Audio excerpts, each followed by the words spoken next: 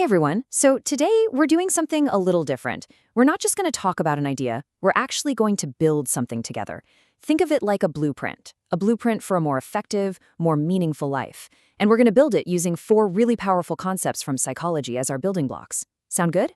Let's dive in. What if getting really good at something, mastery, or finding that sense of fulfillment, what if it wasn't some big secret? What if it wasn't about having some hidden talent or just getting a lucky break? What if you could actually build a life of real growth and purpose? Well, the answer is kind of simple but profound. It's all about connecting a few key science-backed ideas into a system that works for you. And that's exactly what we're going to do today. We are going to assemble that blueprint. We're going to take 4 different pieces, one about motivation, one about building skills, another about focus, and a final one about, well, just living a good life. And you'll see how they just snap together like puzzle pieces. It's pretty cool. So the whole point here is to get past the abstract academic stuff and build a framework you can actually use. And what's amazing is how these ideas don't just sit side by side, they actually reinforce each other. They create this incredible, powerful cycle for growth. Okay, so where do we start? Well, with any blueprint, you gotta start with the foundation, right? And for us, that's the why. Before we can even get into the how of performing better, we've got to understand what makes us tick, what really drives us as people. And it all comes down to our core psychological needs. This foundation has a name. It's called self-determination theory, or SDT for short. And the core idea is, well, it's simple, but honestly, it's revolutionary. It says that every single one of us, no matter where you're from, is born with 3 basic essential psychological needs. Think of them like psychological nutrients. When we get them, we have all this fuel for high-quality motivation. We thrive. But when we don't, we just stall out. So what are these 3 needs? Right, here they are. First is autonomy. Now, this doesn't mean you have to be a lone wolf. It's just that feeling that you're in the driver's seat, that you have a say in what you're doing. Then there's competence. You know that amazing feeling you get when you're actually getting better at something you care about? That's it. And finally, relatedness. This one's simple. It's our deep, fundamental need to feel connected to other people, to belong. Okay, and here's the kicker. This is so important. When those 3 needs, autonomy, competence, and relatedness, are met, they unlock our most powerful fuel source, intrinsic motivation.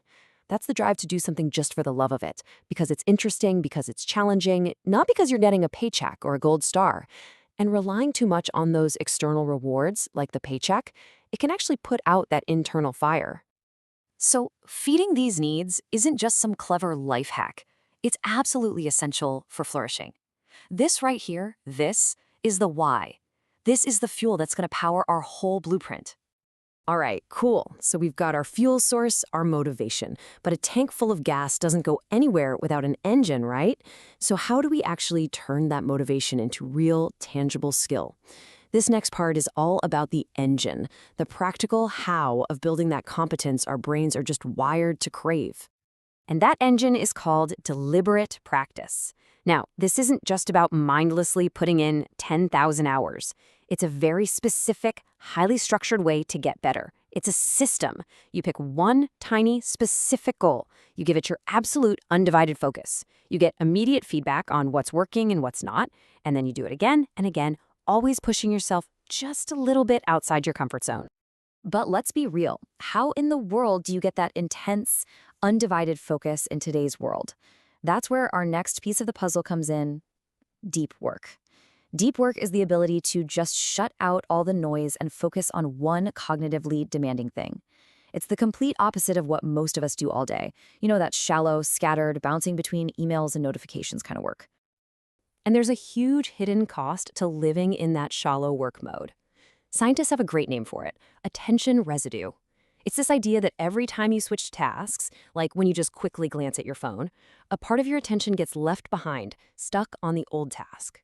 What that means is you're never giving your full brain power to what's right in front of you. And deep work? Well, deep work is the antidote to that. Okay, let's take a quick pit stop. We have our why, our core needs that give us motivation. We have our how, this powerful engine of deliberate practice, made possible by deep work. But where are we driving this thing? What's the point of it all? What's the destination? This part is the what for. That destination has this amazing kind of fancy name, eudaimonia. It's an ancient Greek idea that basically means human flourishing. And listen, this is not about that fleeting, momentary happiness, like eating a piece of cake. This is a much deeper, more solid state of well-being that comes from striving, from trying to realize your potential, from living a life that actually means something to you. And this really breaks down the difference perfectly. On one side, you have hedonia. That's a life chasing pleasure and comfort. Think of it as maximizing good feelings. On the other side is eudaimonia, a life that's chasing meaning and growth. One is about feeling good in the moment. The other is about building a good life over time, even if it means going through some tough stuff to get there. So, to make this idea of flourishing a little less fuzzy, the psychologist Carol Reif broke it down into these 6 pillars. This is what it actually looks like in real life. But take a look. Do you see anything familiar on that list? Yep, right there. Autonomy and positive relations with others. It brings us full circle, connecting us right back to those core needs we started with. See? It all fits together. Okay, we've got all the pieces. We have the why, we have the how, and we have the what for. So now, for the grand finale, let's put it all together. Let's look at the final blueprint and see how this thing works as one seamless, integrated system. So step 1 is the foundation. It all starts here. Self-determination theory gives us our why.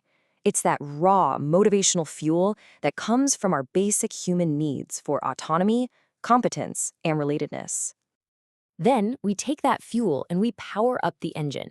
That's our how. We channel all that motivation into deliberate practice to build skills that matter. And deep work is what creates the perfect, distraction-free environment to make that engine run smoothly. And of course, this whole process directly feeds that core need for competence. And finally, where are we headed? The destination, the what for. The whole system is pointed toward eudaimonia, that deep, lasting sense of flourishing you get from a life filled with purpose, mastery, and real connection. And here's how it looks all put together. It's a reinforcing cycle, a virtuous loop. See? Our core needs give us the drive. We use that drive for focused practice. That practice builds mastery and competence, which in turn satisfies one of our core needs. And living this way, this cycle of growth, that is a flourishing eudaimonic life. Each part literally makes the next part stronger. It's beautiful. So you see, this isn't just a bunch of interesting theories from a psychology textbook. It's a real, practical blueprint, a tool you can actually use to start building a life that's more intentional, more meaningful, and just deeply satisfying. And that really just leaves one final and maybe the most important question. It's a question for you. Looking at your own life right now, your work, your hobbies, your goals, which part of this blueprint are you going to start building first?